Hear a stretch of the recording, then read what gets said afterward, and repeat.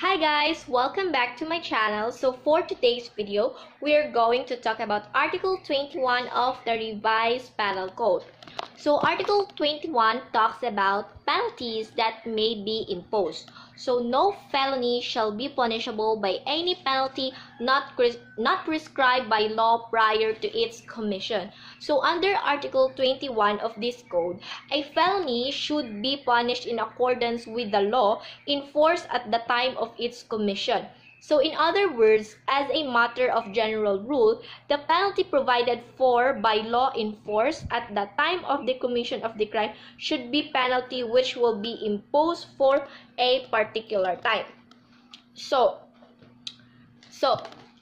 Article 21 simply announces the policy of the state as regards punishing crimes. So this article is general in its provisions and in effect prohibits the government from punishing any person for any felony with any penalty which has not been prescribed by law. So yung meaning, yung key points ng article na ito is that walang penalty na ipapataw sa'yo na hindi na prescribe ng law, no? So, for example, let's say na hindi pa punishable yung pagnanakaw, no?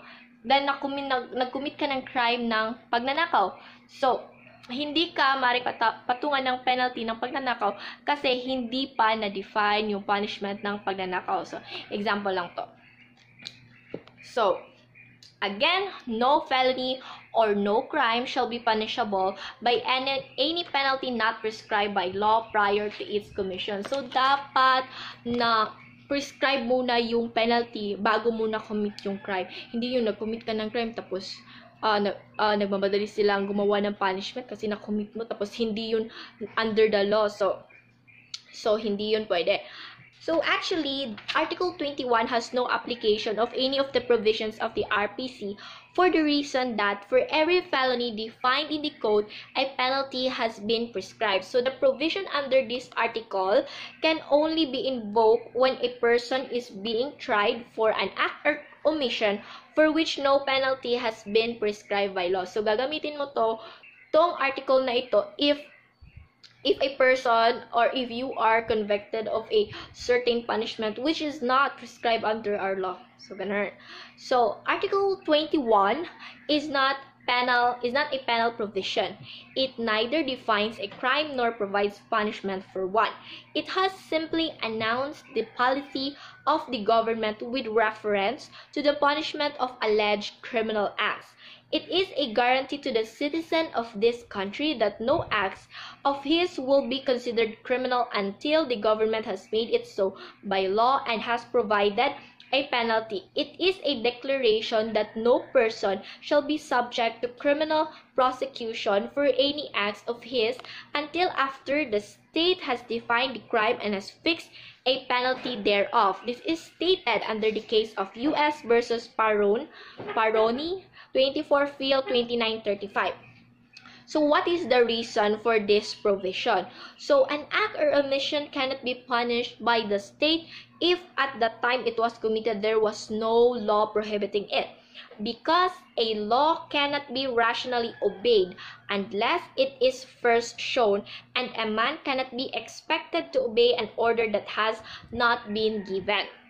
So ang reason ng provision na ito is that paano mo susundin yung law na hindi naman binigay, no? And hindi ka pwedeng mag-expect na yung isang tao is mag-obey siya ng order even though hindi naman binigay yung order. So that is the reason for this provision.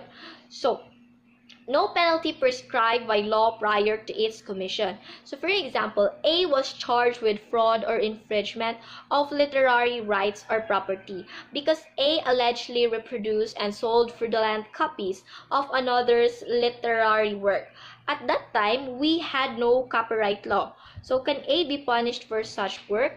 So the answer is no, because there was no law at that time defining and penalizing the act. This is under the case of U.S. versus Yam Tung Way, 21 Phil 67.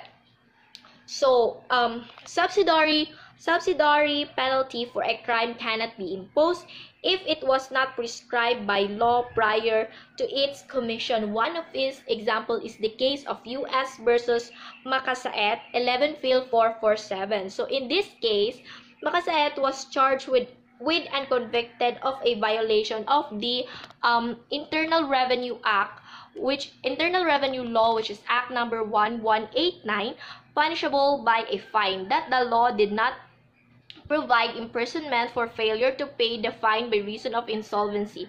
So while the case is pending trial, Act number 1732 took effect. This new law provides subsidiary imprisonment for failure to pay the fine under the old law, Act number 1189. The court, in imposing the payment of the fine, also imposed subsidiary imprisonment in view of the provisions of the new law. It was held that inasmuch as Act number 1732 did not go into force until after the commission of the crime by Macasaet, subsidiary imprisonment cannot be lawfully enforced. So for summary, Article 21, it only speaks that if a person committed a certain act which is not punished under the revised penal code, so this act cannot be considered a crime and this act has no punishment at all. So that ends my video. Thank you so much for watching.